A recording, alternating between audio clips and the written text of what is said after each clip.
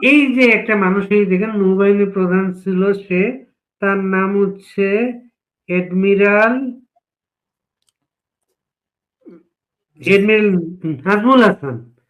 তার বিরুদ্ধে করাপশনের এত অভিযোগ আসছে, করাপশনের অভিযোগের কারণে তাকে দুদক তদন্ত শুরু করছে, কিন্তু তাকে অ্যারেস্ট করা হচ্ছে না। আপনি আমি আমি আমাদের তো 5 টাকা পাইলেই অ্যারেস্ট করে ফেলে। আমাদের পাইলে না, না পাইলেও অ্যারেস্ট করবে। আমাদের যদি কেন দুর্নীতি নাই? নাও থাকে, কেন নাই? এর জন্য হ্যাঁ হ্যাঁ হ্যাঁ, এই তো কেন আমরা দুর্নীতি করি না এর জন্য অ্যারেস্ট করবে উনাকে। ওনারা হলে নিজের পেটের পোলারে থাপড়া দিলে হাতে ব্যথা পাওয়া যায়। আর আমি একটা কথা লিখেছি যে পেটের পোলা গাঞ্জা খাইলে গন্ধ করে কম। যে পেটের পোলা গাঁজা খাইছে গন্ধ কম করতেছে, সে যদি পুরো বাংলাদেশ খাই ফেলে তাও তাকে অ্যারেস্ট করবে না। কিন্তু দেখেন এত কিছু, এরা যে কত হারামি। এই যে আওয়ামী লীগকে বলেছে দুর্নীতিবাজ, এখন দেখেন থলের বিড়াল বেরোয় পড়তেছে। তারা হইলো বড় দুর্নীতিবাজ। তারাই করেছে বাংলাদেশের কোন সেক্টরে সেনাবাহিনীর আন্ডারে নাই, সব জায়গায় তো দুর্নীতি হয়, সব জায়গায় দুর্নীতি হয়। তো এরা ধরুক না ধরুক আমরা জানি না, কিন্তু এদের দলিলে আমরা আগামীতে একে ধরবো, বাংলাদেশের জনগণ একে ধরবে, এদেশের আদালত তাকে ধরবে, আদালতে নিয়ে যাবে। দেখি এটা কি কতদিনে। এটা কি শব্দ ভাই? দুই হুম, বানসু এসে টকশো করতে। ও বানসু গালি দিয়েছে আমাদের। আমার এই ভাবির পোলা পেয়ারা পাকিস্তানি তো, এর মনে মানে অন্য একটা গালি দিয়েছে আর কি। তা আমার এই ভাবির পোলার মনে বড় কষ্ট, কারণ আমরা মুক্তিযুদ্ধের পক্ষের। আমার ভাবির পোলার মনে বড় কষ্ট, আমরা মগা মৌদুদির বিরুদ্ধে কথা বলি। মগা মৌদুদি চিনছেন তো, জামাতের যে প্রতিষ্ঠাতা, তার নাম মগা মৌদুদি। ওরা বলে মৌলানা মৌদুদি, কোথাকার কোন মৌলানা, ওটা মগা মৌদুদি। এই মগা মৌদুদির উম্মতদের কাছে আমাদের তো গালি দিবেই তারা। তাদের তো হৃদয়ে বড় ব্যথা, তাদের বাপ দাদারা ৭১-এ ব্যথা পেয়েছিল, সেই ব্যথা তারা ধরে রেখেছে ওয়ারিশ সূত্রে। আমরা এই ব্যথাটা আবার ডিসেম্বরে আরেকটু যাতে ঘাও হয় সেই ব্যবস্থা করে দিতেছি, কোনো সমস্যা নেই। আচ্ছা, ফরিদ ভাই, পাসপোর্টে আজকে পাসপোর্ট গুলো চেক করলাম। জি পাসপোর্টে জি বাংলাদেশের এই ইয়ার ছবি ছবি আনতেছে। এই যে এই আবু সাইদ, আবু জি সাইদের ছবি আনতেছে পাসপোর্টে। বাংলাদেশে স্বাধীন করছে মুক্তিযুদ্ধের। আবু সাইদের কি ভূমিকা বাংলাদেশ স্বাধীন করতে? প্রথমে দুঃখ প্রকাশ করি, হয়তো অনেকে আমাকে বলে আমি লাইভের সময় খাইকে ভাই সন্ধ্যা থেকে শুরু করছি, যে না খেলে সমস্যা হয় তাই খেলাম, ক্ষমা করবেন আমাকে। আপনি যেটা বলেছেন পাসপোর্টে যুক্ত হচ্ছে কোথাকার কোন সাইদ, কোথাকার কোন মুগ্ধ, কোথাকার কোন ওয়াসিম জসিম, সৈলানা আলমগীর, এদের নিয়ে ছবি দিবে। ভালো করেছে, আপনি রাগ করেন কেন? আমি রাগ করি নাই, আমি একটু আগে একটা লাইভে বলে আসলাম আমি খুব খুশি হয়েছি। তো তাদের এই আয়োজন আমি খুশি। বলেন এখন জিজ্ঞেস করেন কেন খুশি, জিজ্ঞেস করেন আমি উত্তরটা দিই। কেন? প্রথমত কারণটা বলি, কারণ আমি যদি আওয়ামী লীগ ক্ষমতায় আসলে আমি যদি বলতাম এই ঘটনার আগে, মানে এই নিউজটা আসার আগে, আমি যদি বলতাম যে বাংলাদেশের পাসপোর্টে জাতির জনক বঙ্গবন্ধু শেখ মুজিবুর রহমানের ছবি দিতে হবে, বঙ্গবন্ধুর ছবি থাকতে হবে, আওয়ামী লীগের আমার পাগল বলতো না? বলেন আপনি পাগল বলতো কিনা? খোদ আওয়ামী লীগ আমার পাগল বলতো। আর মৌলবী সাহেবের বলতো মানুষের ছবি দিব, চিকরি করতো। এখন এই কাজটা আমাদের এগিয়ে দিল।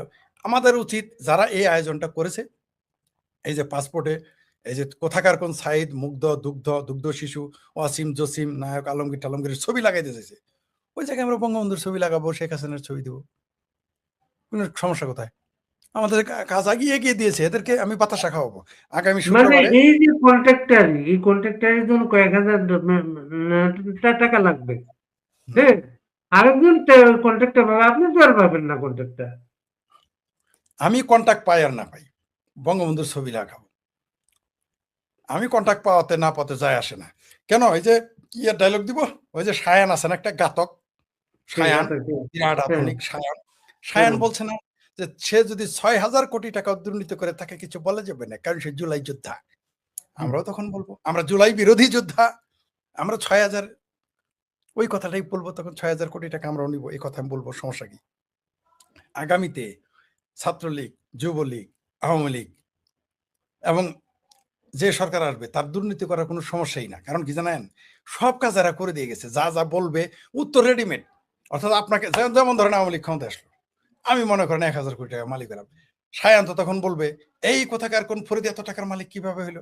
কয়েকদিন আগে যেরকম মাত্র ১২০০ টাকা ১৫০০ টাকা দাম শার্ট গাইতে ঘুরছে, হালার পোহালা এখন ৫০,০০০ টাকা দাম ব্লেজার কেমনে পরে? আমি তখন সায়ানকে বলবো, সায়ান তুমি না বলেছিলা জুলাই যোদ্ধাদের অধিকার রয়েছে ৬,০০০ কোটি টাকা দুর্নীতি করার, তুমি সায়ান নিজে বলি আছো, তা আমি 1,000 কোটি টাকা নিয়েছি, তোমার তাহাতে কি হইয়াছে? আমিও তখন 2টা গাতক রাখবো সায়নাবতা গান গাওয়ার জন্য। কোনো সমস্যা নেই। এরা এগুলো সুবিধা আমাদের করে দিচ্ছে।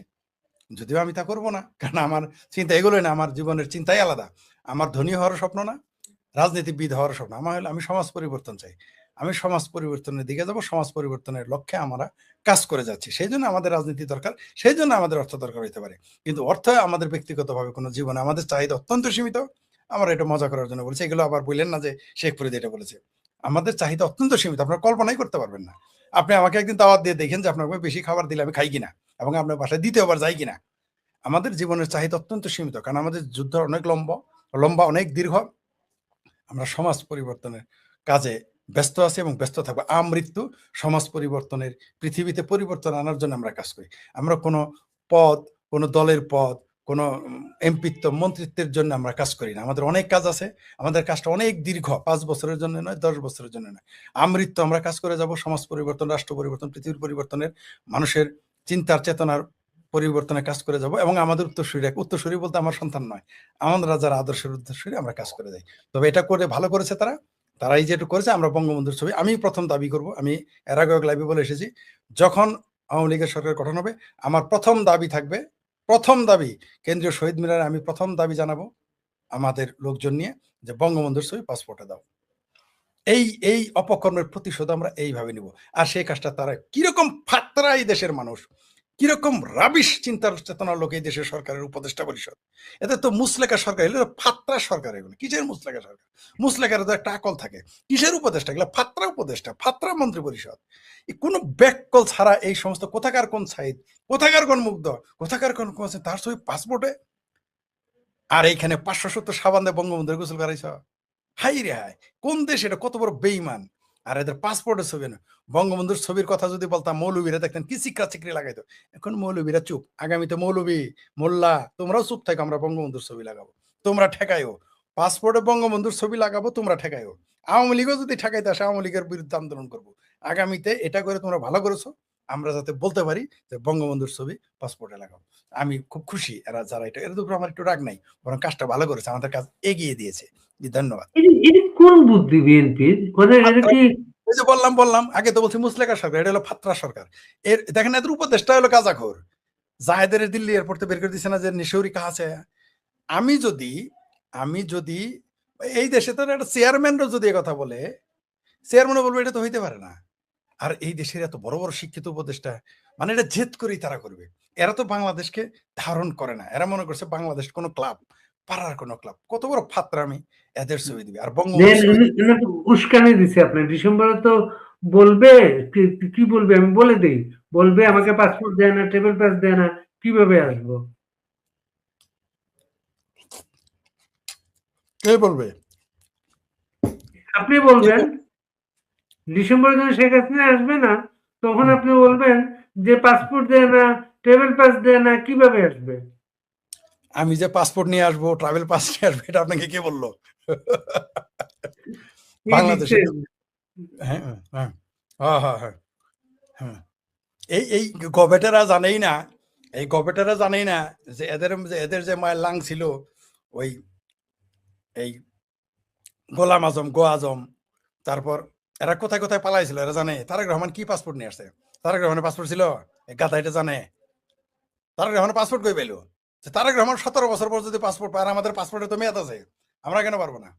আর আমরা আসবো তারা কিনা? পাসপোর্টের আবেদনই করে নেয়, জি, শুধু আবেদনই আবেদন করে না, তার তারা। পরে যে ভাবির পোলা, যখন যখন কেসকি বান্দির পোলারা শুনে রাখো, যখন গণেশটা উল্টে যাবে, তখন সব দাবার পাশা সব উল্টে যাবে। এই যে শিলং সালাউদ্দিন 9 বছর পর কিভাবে আসলো? কোন পাসপোর্ট দিয়ে আসছে? কি দিয়ে আসছে? কোন বিষয়ে আসছে? কোন পাসপোর্টে আসছে? শিলং সালাউদ্দিন যে স্বরাষ্ট্রমন্ত্রী, ভাবির পোলা এটুকু বুঝো না? Table pass. কিসের ট্রাভেল ট্রাভেল? আমরা জানি ওইগুলা। এখন এগুলো বলবো কেন কিভাবে আসবো? যখন আসার তখন তো আসবোই। আমরা যখন আসবো, তারেক রহমান দেশে থাকতে পারবে? এই যে ভাবির পোলারা দেশে থাকতে পারবে? ওদের পয়দা করছে যে জামাতের আমির দেহ পালায় যাবে সব। আমরা তো যাবো আর জয় করব, দেখতে পারবে তারা। আমরা তো সেনাবাহিনীর কাঁধে চড়ে যাব না। আমরা কিন্তু তোমাদের মতো ভাবির পোলারা সেনাবাহিনীর কাঁধে চড়ে যাব না। আমরা আমাদের জনগণের শক্তির যোগ্যতায় যাব, জনগণকে সাথে নিয়ে যাব। তোমাদের মতো সেনাবাহিনীর কান্দে উঠে আসবো না, দেখতে পারবা ভাবির পোলারা। হাসো, তোমরা চেঁচাও, আমরা চাইতেছি, দেখি তোমরা ডিসেম্বর পর্যন্ত কত চেঁচাইতে পারো। তাদের এখন আর বড় শক্তি কিন্তু মিডিয়া, কিন্তু সেই প্রথম আলো নিঃসন্দেহে। থেকে আর আরম্ভ ভাবির পোলা করে। আরেকটা কথা কই, আমি যে বাংলাদেশে নাই এটা তুমি কেমনে বুঝলা? বুঝছো ভাবির পোলা, আমি যে এখনো বাংলাদেশে বরিশালের স্বরূপকাঠি পেয়ারা বাগানে নাই, তুমি কেমনে বুঝলা? আপনার চশমাটা আপনার কিন্তু অবিরাম লিখতেছি কিন্তু আপনাকে ইয়ে করার জন্য। ভাবির পোলারা এগুলো বলতে থাকুক, সমস্যা নাই। ভাবির পোলা, এই ভাবির পোলাই ছাত্রলীগে ছাত্রলীগের লঙ্গির তলে ঢুকবে আমরা জানি। এই ভাবির পোলার মায়ে আওয়ামী লীগের কাছে গিয়ে হাঙ্গা পাবে 2 বার করে, ওটাও আমরা জানি। এগুলো না আমরা থোড়াই কেয়ার করি, আমরা তাদের চিনি। গোলাম আজমের তবে দুই পোলা এখনো। আজকে আজকে অনেকে ইলিয়াসের পোস্ট শেয়ার করতেছে। জি ইলিয়াস জি ঠিক লিখছে, আছে। জি ইলিয়াস ঠিকই আসছে। না না না, ভাবির পোলা তুমি এই কথাটা ইলিয়াসের ওনে যায় বলো। ভাবির পোলার ওই ইলিয়াসের পোস্টে গিয়ে একটু বলে আসো। শুনেন, ইলিয়াস যে কথা বলছে শেখ হাসিনা আসবে, এটা বললে আমাদের কি বলতে জানেন? শেখ হাসিনার দোসর, আওয়ামী লীগের দোসর, ছাত্রলীগের দোসর, ভারতের দোসর। ইলিয়াস বলছে আর কথা নেই, চুপচাপ। শেখ হাসিনা আসবেই। এই বাংলাদেশ শেখ হাসিনার বাপের। শেখ হাসিনা দেশে আসবে না, কে দেশে আসবে? শেখ হাসিনাকে ঠেকাবা ভাবির পোলারা। কিন্তু সমস্যা হলো যে তোমরা পালায় আবার সেই সেই ভাবির পোলাদের মতো। জি, চমৎকার একটা কথা মনে করে দিয়েছেন। জি, ধন্যবাদ প্রিয় দর্শক, আপনি এই কথাটা মনে করে দেওয়ার জন্য। এটা আমি মনে মনে প্রথমেই ভেবেছিলাম বলবো, আমি ভুলে গিয়েছিলাম। আপনাকে অসংখ্য ধন্যবাদ। আমি 24 মিনিটে কথাটা মনে করতে পারিনি। মিস্টার কি নাম ওনার? আকরামুজ্জামান, ধন্যবাদ আপনাকে। এই যে জ্বালানি মন্ত্রী সাহেব টুক্কু সাহেব বলেছেন, টুক্কু সাহেব টুকু টুকু করে টিলাম প্রেস খেলতে গিয়ে বলেছেন নিকৃষ্ট লোকের আওয়ামী লীগ করে। তাই নিকৃষ্ট লোকের কাছে আত্মীয়তা করলো কেন? এই কথাটা একটু আমরা জানতে চাই। আমার টুক্কু সাহেবকে গিয়ে জিজ্ঞেস করেন তিনি আত্মীয়তা কোথায় করছে, তার বিআইটা কে? এই নিকৃষ্ট লোকের সাথে তিনি আত্মীয়তা করলেন কেন? দ্বিতীয়, তিনি এই কথা বলে পুরো বাংলাদেশের জনগণের ভোটাধিকার, বাংলাদেশের মানুষের রাজনৈতিক অধিকার, তাকে তিনি টিজ করেছেন। তাকে কানে ধরে সংসদ থেকে ঘেঁটি ধরে বের করে দেওয়া হয়েছে পিএল দিয়ে, জনগণের মতের প্রতি অশ্রদ্ধা দেওয়ার জন্য। 5 থেকে 6 কোটি মানুষ আওয়ামী লীগ করে, আপনার বলেন নিকে ও আমার উৎকৃষ্ট লাগো। ফাত্রামির একটা মাত্রা আছে। এই মন্ত্রী, জ্বালানি মন্ত্রী টুকলে আর এক ফাত্রা। রাজনৈতিক না জ্ঞান আছে না কাণ্ড আছে, শুধু রাজনীতি করলেই হবে না, কিছু আকল থাকাও চাই, ভাষা একটু পরিবর্তন না, করা উচিত। এইগুলো হচ্ছে ওই যে সব যে আউলে গেছে মাথা, শেখ হাসিনা হ্যাঁ, আসতেছে, পাগল হয়ে গেছে। শেখ হাসিনা যেদিন ঘোষণা করেছে, সবগুলো শেখ আউলে গেছে হাসিনা কিন্তু শেখ ইয়ে হাসিনা করে যেদিন ফেলছি। ঘোষণা করেছেন আমি আসতেছি, অনেকের পায়ের নিচে মাটি নেই। আর কয়েকদিন পরে এমনি উন্মাদ হয়ে যাবে সবাই, এমনি হেমায়তপুর পাগলা গারদে চলে যাবে এমনি। তবে টুকু সাহেবকে বলে দেই, আপনার বিয়ে আপনাকে রক্ষা করতে পারবে না। না, এই এই যে টুকু সাহেব চিন্তা করেন, টুকু সাহেবকে যদি বাসায় বাসায় বক্তব্যের পরে তার মেয়ের জামাই যদি 2 গালের 2টো চড় মেরে থাকে, আমরা তো দেখি নাই সেগুলো।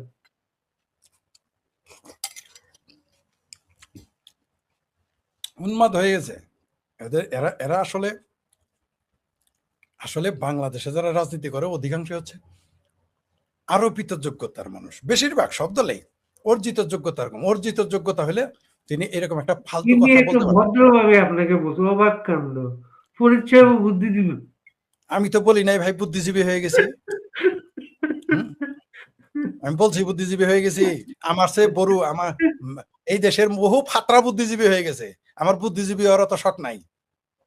আমার বুদ্ধিজীবী হওয়ার অত শখ নাই। এই দেশের যে ফাত্রারা এই দেশের বুদ্ধিজীবী। টাকলা ফুয়াদ আপনার বুদ্ধিজীবী। আপনার আরেক বোনের ভাতার আছে ব্যারিস্টার, বালিস্টার, ভুয়া ব্যারিস্টার হইলো বুদ্ধিজীবী। আমরা বুদ্ধিজীবী হোক, আমাদের সেই যোগ্যতা আছে নাকি আমরা বুদ্ধিজীবী? আমি বলছি বুদ্ধিজীবী হয়ে গেছি। আমরা তো দাবি করি নাই ভাই। আপনি কেন বলেন? ভাই আপনাদের বুদ্ধিজীবী হলো ওই যে ফাত্রা মৌল, ওই যে মগা মৌদুদি আপনার জন্য বুদ্ধিজীবী। যে মৌলবী না হয় মৌলবী। সাইদি হলো আপনার কাছে বুদ্ধিজীবী, তেইলেরা জাগার। যার কোনো সার্টিফিকেটই নাই। আপনার ইন্টারমিডিয়েট পাস প্রধানমন্ত্রী হতে পারলে আমি বুদ্ধিজীবী হলে কি কি অপরাধটা করলাম? মহাভারত শুদ্ধ হয়ে গেল। হুম, রিক্সাওয়ালা যদি মেয়র হইতে পারে আর আমি বুদ্ধিজীবী হইতে অপরাধ, বিরাট অপরাধ করে, আমি তো বলি নাই ভাই। আপনি তো আমার বলতেছেন আমি বুদ্ধিজীবী হইতে, আমি তো বুদ্ধিজীবী হইতে চাই নাই। ইয়া আবার এই যে যখন ইয়ে আর কি এই যে ফরিদ কবির যে জি বুদ্ধি, ও যখন কথাবার্তা বলে আমার বেশ মজাই লাগে, কারণ ওকে আমি তো মধুর ক্যান্টিনে মশলা আমি শুয়ে, সে 2 জন ছিল ছাত্র ঐক্য ফোরাম নামে একটা সংগঠন করতো তারা, হুম, তখন কি বলতো সেগুলো মনে পড়ে সেটা। হুম, নুরুল কবির, নুরুল কবির। জি জি জি জি জি জি, বেলাজই তো আমি, বেলাজ না,